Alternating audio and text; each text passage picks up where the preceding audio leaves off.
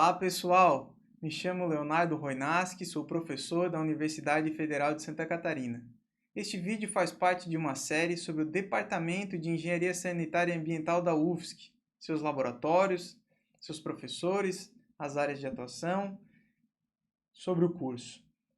Esse vídeo foi desenvolvido especificamente para os alunos de graduação em Engenharia Sanitária e Ambiental, mas pode servir para inspirar aqueles que pretendem ingressar no nosso curso. Hoje, conversaremos com o professor Pedro Luiz Borges Schaff, que leciona as disciplinas de Hidrologia e Planejamento de Recursos Hídricos. Espero que vocês gostem.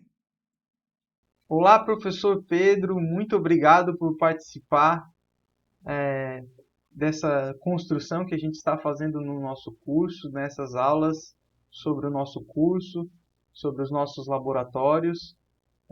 Aproveito para agradecer a tua disponibilidade e é uma grande honra recebê-lo nestas aulas. E aproveito também para perguntar como você está aí nos Estados Unidos, nesse período de pós-doc. Então era isso. O que você preparou para a gente, Pedro? Bom, eu que agradeço o convite. Para mim é um prazer poder falar sobre a disciplina que eu sou apaixonado, né, que é hidrologia, e que muitas pessoas poderiam até dizer que é a disciplina mais importante do departamento, né, quem sabe. Também aproveito para falar que aqui está tudo bem, está todo mundo em isolamento, né? Então, fazendo um pouquinho de cada vez, eu acho que é importante para todo mundo sair com a saúde mental e física dessa período histórico, talvez, que a gente está vivendo. Então, professor Pedro, você preparou uma apresentação para a gente, com certeza de excelente qualidade. Bom, então aqui está a apresentação que eu fiz sobre hidrologia e engenharia sanitária e ambiental. Talvez para começar, Léo, eu gostaria de te mostrar aqui uma foto que eu peguei da internet, que é da captação de pilões da Kazan, e boa parte da água que é captada nesse lugar ele é usado para abastecer Florianópolis. Então a ideia principal é o seguinte: se a gente precisa de água para uma cidade, por exemplo, eu preciso saber quanta água em média está passando por esse rio, certo? Então, se a água que em média está passando ali é suficiente para abastecer o público que eu quero, pode ser que esse lugar é um bom lugar para eu fazer captação. Mas pode ser que esse rio tenha alguma sazonalidade durante o ano. Então pode ter períodos mais secos e outros mais cheios. Caso isso aconteça, eu tenho que construir um reservatório para ter aquela sazonalidade amenizada. Assim, eu tenho água, eu armazeno água quando tem muita e uso essa água quando tem pouca produção natural. Além disso, se eu resolver construir um reservatório, eu posso imaginar que pode ter um evento extremo, certo? Pode ser que tenha uma grande onda de cheia que venha e destrua toda essa obra, ou pode ser que tenha uma seca extrema, então eu tenho que saber onde que eu vou instalar, por exemplo, a captação. Então, essa parte de disponibilidade de água, ou falta de água, ou excesso de água, é o que a gente vai estudar em hidrologia. É a ciência que vai nos mostrar como lidar com isso. Então, pergunta simples, por exemplo, que a gente vai lidar no curso é: qual o tamanho do reservatório que eu preciso construir? Ou qual o tamanho do vertedor? Vertedor é a estrutura por onde a água que está passando no reservatório vai verter. Ou onde deve ficar a captação, por exemplo, né? E esse é só um exemplo da parte de captação e abastecimento de água. Mas existem diversos outros exemplos onde hidrologia é fundamental para o projeto, planejamento, né, e também gerenciamento dos recursos que a gente estuda na engenharia sanitária e ambiental. Hidrologia vai nos dizer, por exemplo, qual a probabilidade de um evento extremo ocorrer. Eu não quero que aconteça uma cheia que destrua todo o meu investimento. Mas aí eu não posso fazer um investimento tão alto que nunca vai ter falha, certo? Então, o risco aceitável depende também da sociedade. Então a gente também precisa entender como que a sociedade ou qual o risco que os gestores aceitam, e a gente vai trabalhar o tempo todo com isso em hidrologia. Aqui tem outros exemplos de uso de água. Não é só abastecimento, pode ser que seja geração de energia elétrica, pode ser que seja irrigação para a produção de alimentos, pode ser uso industrial, pode ser uso para tratamento de efluentes domésticos ou para despejo. Então, desde pequenas obras até as maiores obras de engenharia, como tu pode ver ali tem a Itaipu, certo?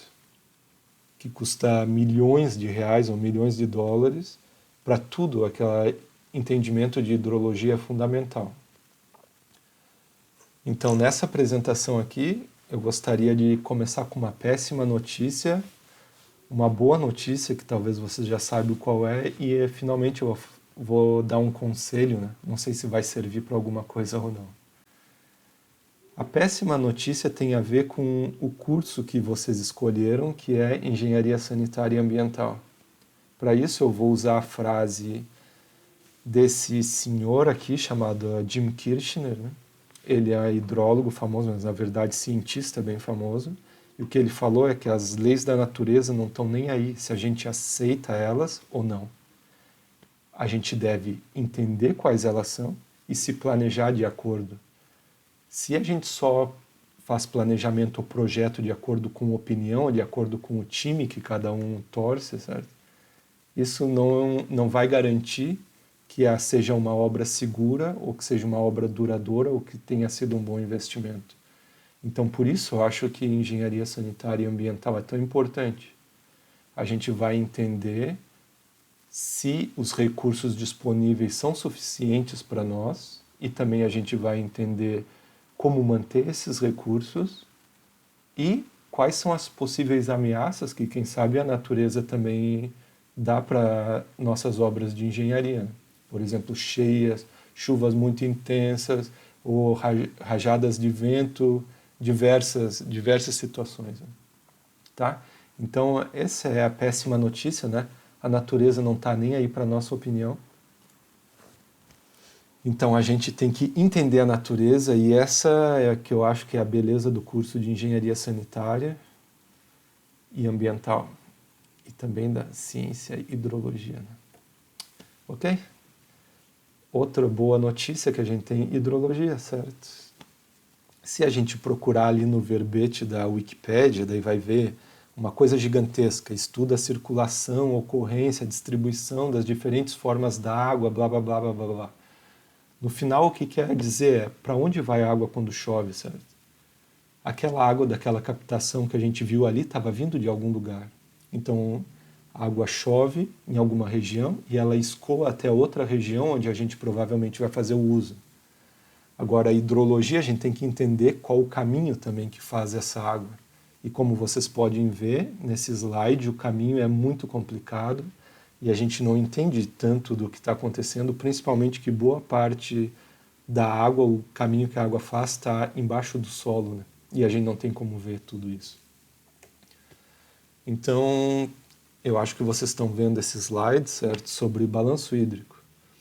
Imagina que a captação de água está aqui nesse finalzinho, né? Vocês conseguem ver meu cursor aqui, onde tem uma flecha azul? Então ali é onde está saindo a água e que eu estou representando pela letra Q, que seria a vazão ao longo do tempo. É um fluxo de água, certo? Então toda a água que está saindo ali é função da água que está armazenada num pedaço da terra, que nesse caso é o nosso volume de controle, e o volume de controle é a bacia hidrográfica aqui. E é função desse então do armazenamento, que é dado por aquela letrinha S, que é toda a água armazenada no solo, e água subterrânea, e vocês podem ver que depende de outros fluxos, que é a entrada de água, que é a chuva, e a saída de água, que é a evaporação. Então esse é como se fosse o santo grau da hidrologia, entender o balanço hídrico em algum pedaço da terra. Se a gente entende isso, a gente pode fazer planejamento, pode usar os recursos ou esses recursos hídricos, e também a gente pode entender possíveis contaminações ou como possíveis mudanças no uso do solo podem afetar a disponibilidade de água suficiente e com a qualidade que a gente deseja. Então, eu já falei essas palavras diversas vezes, uma delas é disponibilidade, né?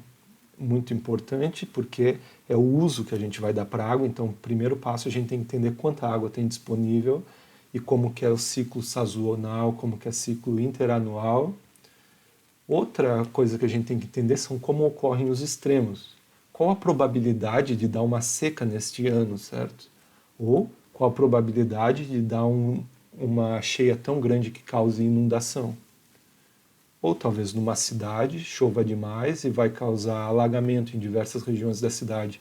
Isso a gente calcula a probabilidade desses eventos extremos acontecerem.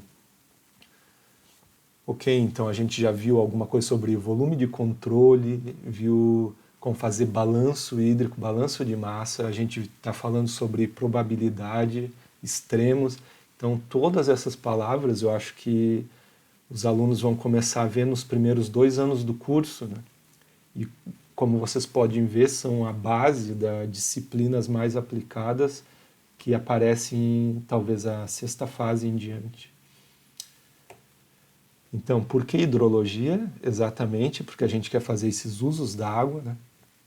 Como eu mostrei antes, a gente quer entender a disponibilidade, excesso, né? E falta desses recursos para poder fazer o planejamento e desenvolvimento da sociedade. Agora, hidrologia, na minha opinião, é a ciência mais importante. Algumas pessoas não concordam, mas é claro que nem todo mundo pode estar certo. Mas a gente pode ver que os 2 maiores desafios da nossa sociedade é ter água suficiente com qualidade suficiente. Acho que todo mundo pode concordar comigo, né? Sem água, Florianópolis vai parar, Santa Catarina vai parar, o Brasil vai parar, o mundo todo vai parar, certo? Porque não tem como fazer nenhuma atividade econômica ou social sem água, né? Não tem como sobreviver. Então, essa é a ótima notícia, né? A gente vai estudar hidrologia, que é uma ciência linda e indispensável. Indispensável, essa palavra é importante. Ok, o professor Leonardo pediu para eu falar sobre o laboratório de hidrologia também, do qual eu sou supervisor. Vocês podem entrar no site, né? Se vocês clicarem nesse link aqui, aí vocês vão entender o que a gente faz. Eu tenho 3 objetivos principais no laboratório, que é entender como a paisagem influencia então esses caminhos e armazenamento da água. Por paisagem a gente pode entender aquele tamanho da bacia hidrográfica ou quão acidentada é a bacia hidrográfica, qual o tipo de solo, qual a geologia, qual a cobertura do solo, certo? Também quero entender como o clima influencia a disponibilidade de água. Então, como a disponibilidade é influenciada pela aquela regime de chuvas ou pela como é a temperatura que influencia a evaporação, que a gente viu que é outro fluxo que sai de água da nossa bacia. E também a gente quer entender, obviamente, como a sociedade influencia a disponibilidade de água. A população aumentou muito, mas o consumo de água aumentou muito mais do que a proporção que aumentou da população. Então a nossa pegada humana é vista cada vez mais em diversos aspectos das ciências naturais e na disponibilidade de água, com certeza é muito impactante o nosso impacto, né, ou a nossa pegada, certo? Então no laboratório a gente está preocupado com ciência e com engenharia. Com ciência é entender como que as coisas acontecem. E engenharia é como usar as melhores técnicas baseadas na ciência mais recente para fazer projeto ou para avaliar os projetos que já foram feitos, né, há anos atrás, mas que talvez foram feitos quando a gente não estava tão preocupado com a mudança na cobertura do solo, ou a gente não estava tão preocupado com a mudança climática. Então a gente não considerava esse tipo de mudança nos projetos, né? Então hoje é importante que a gente faça isso, certo? Então eu vejo que esse é o papel do laboratório, são as coisas que a gente estuda ali. Eu vou mostrar a bacia da Lagoa do Peri, que é um projeto que a gente tem de monitoramento da disponibilidade de água ali, só que é bem pequena escala local, em Florianópolis. Espero que muitos de vocês possam, que não moram em Florianópolis, estão vindo para a UFSC agora, possam vir logo, né, que a gente passe a pandemia, mas enquanto isso, vocês podem procurar a Lagoa do Peri fica no sul da ilha. Ela abastece diversas residências, principalmente do sul da ilha. E a gente tem que entender de onde vem a água que alimenta a lagoa, por exemplo, porque isso vai nos dizer algo sobre a qualidade da água, a quantidade de nutrientes. A gente quer saber quanto tempo demora para a água que chove no morro chegar até a lagoa. Isso nos ajuda com o balanço hídrico. Por acaso, nessa bacia também tem uma captação de água da Casana e teve seca muito forte nos últimos anos. Aqui tem algumas fotos do pessoal do Lab fazendo monitoramento em campo, a gente medindo chuva dentro da floresta, medindo vazão no rio, medindo escoamento superficial. Além disso, é muito importante que a gente também faça análise em grande escala, certo? Porque nem toda água que chove em Florianópolis evaporou em Florianópolis. Então pode ser que tenha água vindo de outros lugares do Brasil. Então o ciclo hidrológico não é algo local, é algo global. E para entender ele, além do entendimento de hidrologia, a gente precisa de entendimento de diversas ciências irmãs, como oceanografia, para entender como a temperatura do oceano influencia a evaporação, o regime de chuvas. A gente precisa de ciências atmosféricas, que talvez a Leonardo saiba falar melhor que eu. A gente precisa entender clima, certo? Então, para isso, a gente também precisa de visão, talvez continental e global. E no Lab a gente também trabalha com esse tipo de análise. Por exemplo, a gente fez um banco de dados utilizando o monitoramento de agências nacionais, como a Agência de Águas do Brasil, a ANA, né? E aqui eu mostro para vocês que a gente analisou dados de quase 4.000 bacias que estão disponíveis, mas com esse banco de dados a gente viu qual o tamanho da bacia, quanto chove, calculou diversos atributos, e esses atributos podem nos ajudar a entender como que determinadas características da bacia controlam a disponibilidade de água, ou o que faz de uma bacia ser mais resiliente à mudança, por exemplo, né? Então, que bacia que é bem sensível, se mudar a cobertura do solo, talvez a disponibilidade vai mudar muito. Ou que bacia que eu posso mudar isso e a vazão não vai mudar tanto. Esse tipo de pergunta a gente se faz. Com esses dados também a gente pode ver como está mudando o regime de cheias anuais, por exemplo, no Brasil. Então, tentar entender em lugares que está regime de cheias, as cheias estão diminuindo, ou tem lugares que as cheias estão aumentando. O que causa isso, né? Tem o diagnóstico e tem a parte do entendimento também científico que a gente está buscando.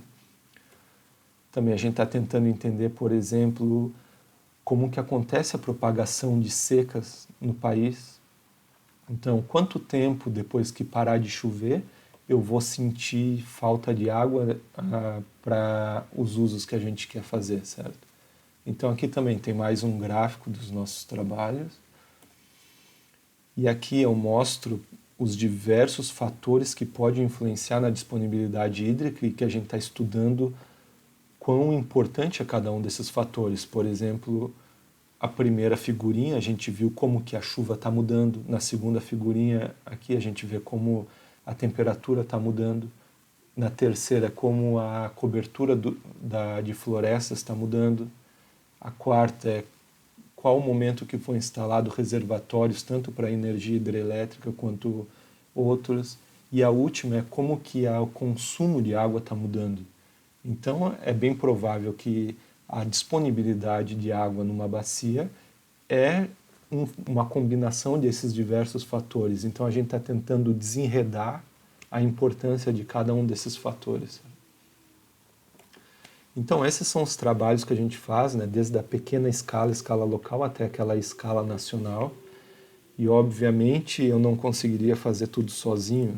Na verdade, Se o Léo me permitir, aqui tem o site do Lab, né? Então eu quero falar sobre quem faz as pesquisas de verdade são essas pessoas, né? Eles trabalham comigo, mas também eles me ensinam muito. Tem pós-doc, alunos de doutorado, alunos de mestrado e TCC. E esse é o time atual, certo? Muita gente já passou por aqui. Isso tudo é o trabalho deles. Quase todos eles são alunos saíram da graduação da UFSC, né? E todos estão trabalhando muito. E esse é o trabalho que eles fazem, então eu agradeço muito a oportunidade de trabalhar com eles. Dá para ver? Eles são pessoas iguais a vocês, né? Então essa é uma ótima notícia, né? Além de ser uma ciência linda, indispensável, hidrologia também é uma ciência acessível, certo? Se tu quer trabalhar em escala local, se tu gosta de andar no mato, tem algum tipo de trabalho para ti.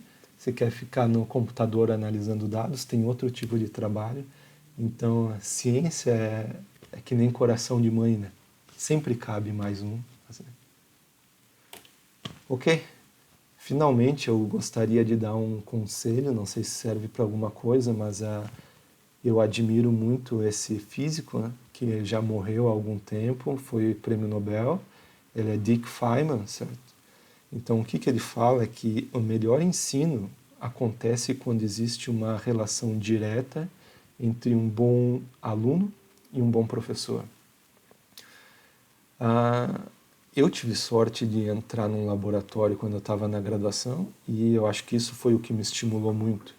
Eu vi diversas oportunidades dentro da universidade que eu não veria se eu só tivesse ido até a universidade para sentar e ver aula, certo? A aula é muito importante, mas a universidade tem diversas oportunidades que a gente só vai entender quando a gente tiver uma boa relação com alguém que está ali dentro, que entende mais. Então, geralmente é bom ter uma conexão com um bom professor. Nesse caso, eu não estou dizendo eu sou bom professor, né? O bom professor é quem vocês têm mais empatia ou que estimule vocês a ir além do básico, certo? Além disso, eu acho que é muito bom ter bons colegas e com certeza vocês estão começando agora, mas tem um monte de bons colegas e eu espero que vocês possam ver eles pessoalmente logo. Eu também tenho ótimos colegas professores e, além disso, eu tenho o laboratório, como eu falei para vocês, eu tento me cercar de um monte de pessoa interessante, esforçada, dedicada e que me ensine muito, né? Então é tipo um egoísmo, assim. Se junte com pessoas que vocês gostam, certo? A vida é meio curta, certo? Pra gente gastar tempo com pessoa que a gente não gosta. E também o tempo de vocês na universidade é muito curto. Então vocês não podem tentar descobrir tudo sozinho. Se unam a alguém, entrem no laboratório e vejam as diversas oportunidades que vocês têm. Esse é o menu secreto, né? É tipo aquela comida especial que só vai poder comer se for amigo do garçom no restaurante, assim. Ok? Então tá, minha mensagem final para vocês é, primeiro e obviamente, a ciência mais linda de todas, que eu sou mais apaixonado e mais importante para o curso de Engenharia Sanitária e Ambiental. Leonardo está rindo porque talvez ele não concorda. Isso significa que apesar dele ser ótimo professor, ele tem defeitos também. Então, hidrologia é uma ciência linda, indispensável e acessível. Qualquer um de vocês pode fazer, certo? Isso é ótimo. Eu também posso fazer. Então, sou muito feliz. Eu sei que não vai faltar trabalho para mim. Além disso, a gente falou mais duas coisas aqui. Uma delas é aproveite o menu secreto, certo? A graduação é muito rápida.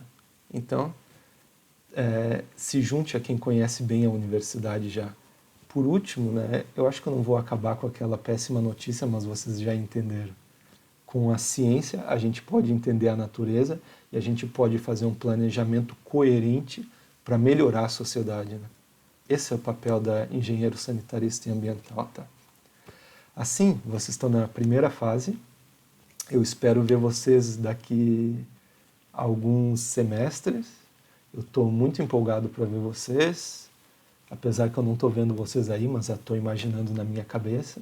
Então você pode ver que eu estou olhando para montante, né? Vocês estão vindo lá de cima, até chegar na fase mais importante do curso, que é a sexta fase. Vocês vão poder estudar hidrologia, controle da poluição atmosférica, modelagem da qualidade da água, hidráulica 2. Então, parece que o começo é disciplina que é desconectada com o que vocês imaginam que é engenharia sanitária e ambiental. Eu posso dizer que não é, mas mesmo assim eu me vi no curso e adorei a sexta fase, certo? Então eu gostaria de deixar essa mensagem para vocês. Aguentem firme e, enquanto isso, construam a base de vocês. Estudem com dedicação, porque essas ferramentas que vocês vão ganhar no começo do curso, né? Cálculo numérico, análise de dados, estatística, vocês viram que eu usei essas palavras durante a apresentação, elas são muito importantes para depois vocês poderem tirar o melhor das disciplinas aplicadas do curso. Então é isso. Vejo vocês em 2 anos, talvez. Muito obrigado, professor Pedro. Excelente aula, palestra, com conselhos maravilhosos. Concordo contigo que a ciência da hidrologia ela é muito, muito legal, né? E você mostra isso com extrema clareza. Espero que os alunos tenham gostado. Mas eu vou aproveitar um momento e eu vou te fazer algumas perguntas que eu acho que surgem, né? Essas perguntas para os alunos e também para os interessados em ingressar no nosso curso. A primeira delas é o que é engenharia sanitária e ambiental para você? Bom, eu não sei se eu consigo responder tão bem, mas quando tu fala para mim, né, eu posso falar. Então, obviamente, o nome tem engenharia sanitária e ambiental, então a primeira parte talvez é saneamento básico. E saneamento básico tem a ver com captação de água, de abastecimento, tratamento de água. Outra parte é talvez a coleta de esgoto, efluentes domésticos e industriais, né? Coleta, tratamento e disposição de efluentes.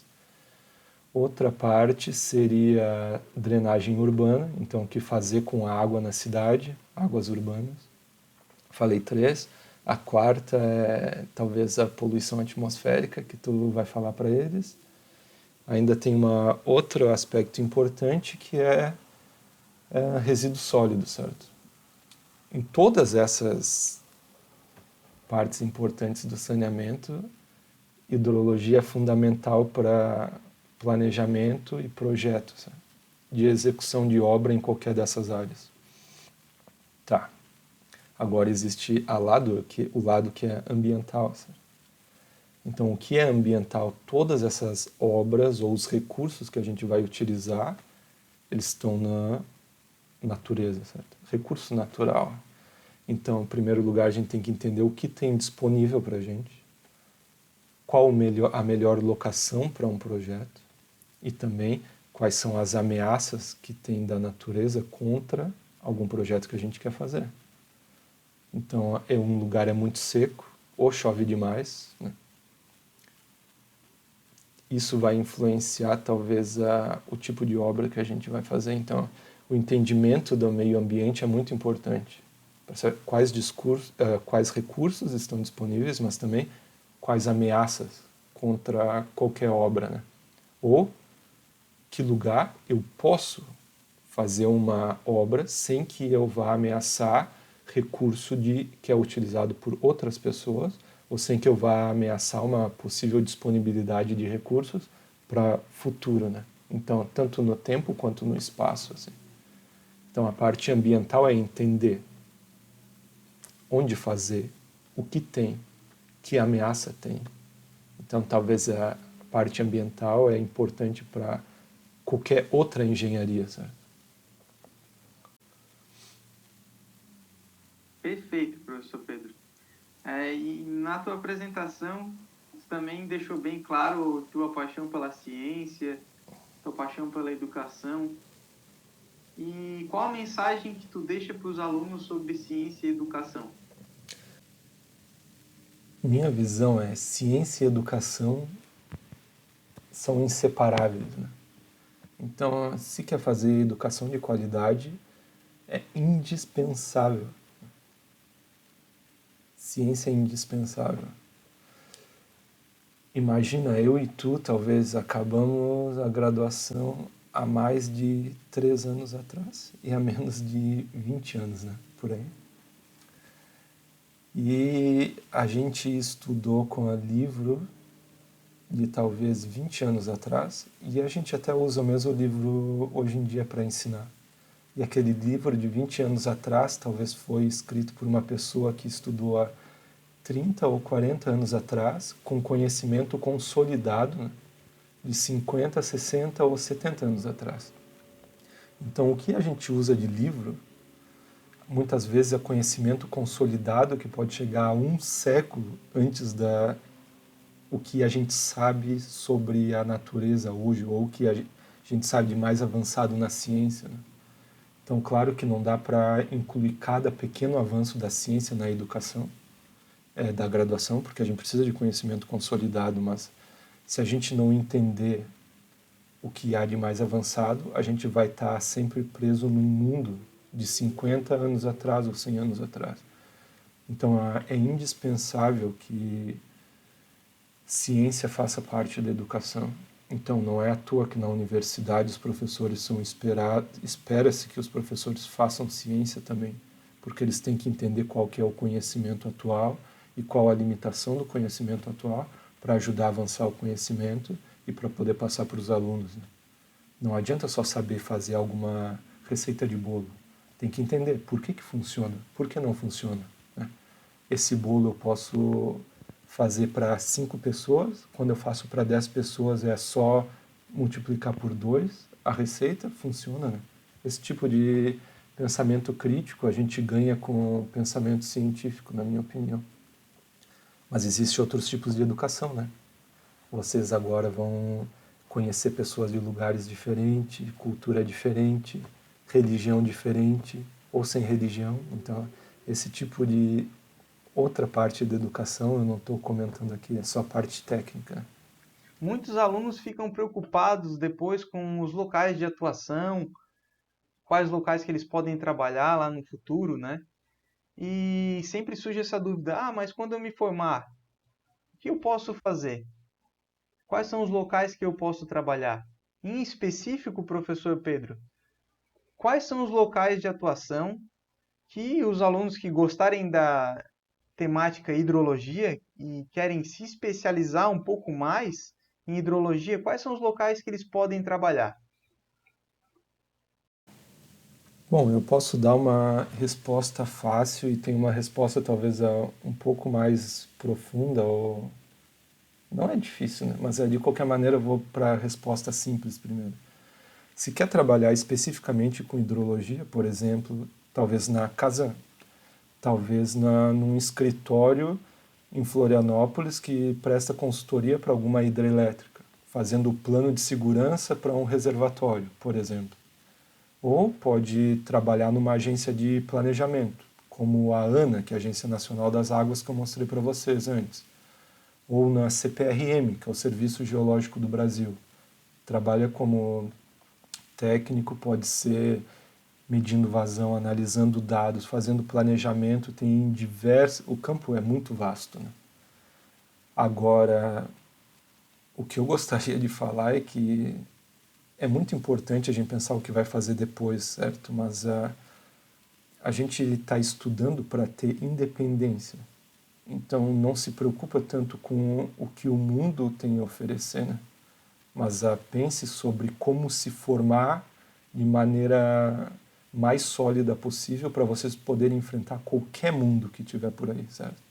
Então vocês fazem a graduação, vocês podem ir para qualquer país, pode trabalhar em qualquer lugar, pode fazer o que quiser. Então uma pessoa que estuda hidrologia, por exemplo, na graduação ou faz mestrado e trabalha um monte com estatística, com análise de dados, com geoprocessamento, com técnicas que são úteis para qualquer outra área, né? Então essa é a beleza da engenharia ambiental. Então a gente, com a técnica de análise de uma grande quantidade de dados, uso de estatística, uso de programação, a gente pode usar essas mesmas técnicas para enfrentar diversos outros problemas. Então O mundo tudo depende de o sonho de cada um ou da base sólida que cada um construir. E vocês têm a chance de construir essa base, uma com as disciplinas que vocês estão fazendo e outra treinando ciência de qualidade nos laboratórios da Universidade Federal de Santa Catarina. Então, meu conselho pense sobre o que tem disponível, mas também pense em fazer o que gosta para enfrentar qualquer mundo. Assim. Excelente. Então, para fechar, a última pergunta, então, para o professor Pedro. A gente sabe que, né, enfim, os impactos ambientais, eles acontecem em escala global e muitos novos desafios surgem para os engenheiros sanitaristas ambientais com o passar dos anos. Temos problemas com queimadas, com falta de água, como tu colocou, com excesso de água às vezes, com aquecimento global, né? Então, o que é importante que os alunos, do teu ponto de vista, é claro, o que é importante que os alunos adquiram de conhecimento para enfrentar esses novos desafios que surgirão na área de hidrologia? Talvez não só na área de hidrologia, né? Mas o que eu acho mais importante primeiro, a gente tem que saber fazer a pergunta certa, né? Segundo, a gente tem que saber como enfrentar a pergunta que a gente está fazendo. Mas talvez essa pergunta já vai vir do chefe de vocês, então o importante é que vocês possam enfrentar qualquer pergunta, certo? Para enfrentar qualquer pergunta, existem algumas coisas básicas, né, que engenheiro sanitarista pode desenvolver, tem muita oportunidade de desenvolver e, na minha opinião, deveria desenvolver. A parte técnica é muito importante, entendimento da programação, por exemplo, cálculo numérico. Outra questão é análise de dados. Então, isso tem a ver com estatística, né? Mas nem toda a estatística que é importante para resolver os problemas que a gente tem que resolver vão ser dados durante a graduação. Então, vocês podem se especializar trabalhando em algum outro lugar. Além disso, hoje em dia existem muitos dados disponíveis. A gente está naquela época da Big Data, né? E o desafio é transformar a Big Data, né, talvez a Big Knowledge. Então, como tudo isso vai ser transformado em conhecimento. Para isso, a gente tem que usar ferramenta de programação e estatística para analisar uma grande quantidade de dados. Então, além disso, tudo está no espaço, então, obviamente, aquelas ferramentas que é sistemas de informação geográfica são importantes também. Então, eu me dedicaria a esses 3 ou 4 componentes importantes. E o que eu posso dizer, eles são úteis para qualquer empresa de tecnologia do mundo. Né? Então, se tu entender essas 4 coisas, pode trabalhar na Google, ou Uber, ou Facebook, ou qualquer coisa assim. Então, o mundo é muito maior do que às vezes a gente imagina. Né? Então, isso é ferramentas, tá? Agora, possíveis problemas que vocês vão enfrentar. Talvez a época das grandes obras no Brasil, talvez a gente pode esperar que passou. Mas a qual problema? Elas foram feitas há muito tempo atrás, planejadas para um clima que agora mudou, ou está mudando, e também com quesitos de segurança que a gente talvez não se preocupava tanto. Então, um desafio que provavelmente vocês vão enfrentar ao invés de projetar obras, vocês vão ter que voltar, conferir como as obras foram projetadas e como adaptar essas obras para as novas ameaças. Né? Então, entendimento sobre ciências irmãs da hidrologia também vai ser muito importante. Entendimento sobre ciência atmosférica, hidrologia, oceanografia, né? É isso que vai nos ajudar a enfrentar os problemas do século XXI. Então, a gente tem que pensar que vocês vão enfrentar problemas daqui a 20 e 30 anos. Né? Essa pandemia é uma prova clara de que a natureza sempre tem alguma coisinha guardada para a gente que a gente não estava esperando.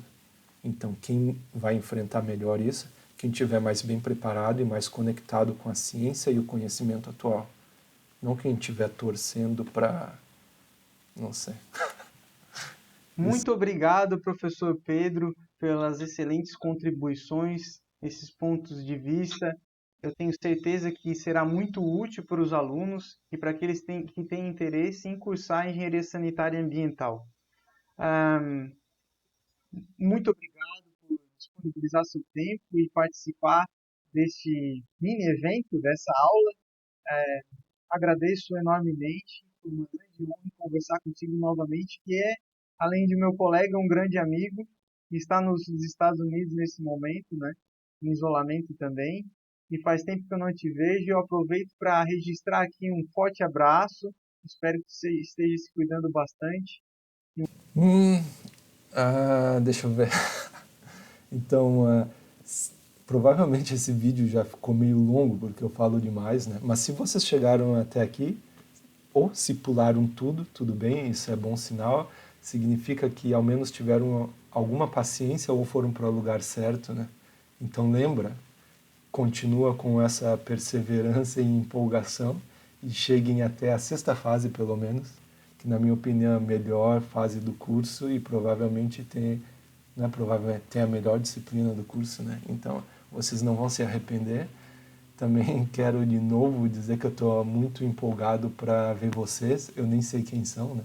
Mas para mim é sempre uma empolgação conhecer novos alunos. E é isso. Também quero deixar um abraço para ti, meu amigo Leonardo, né?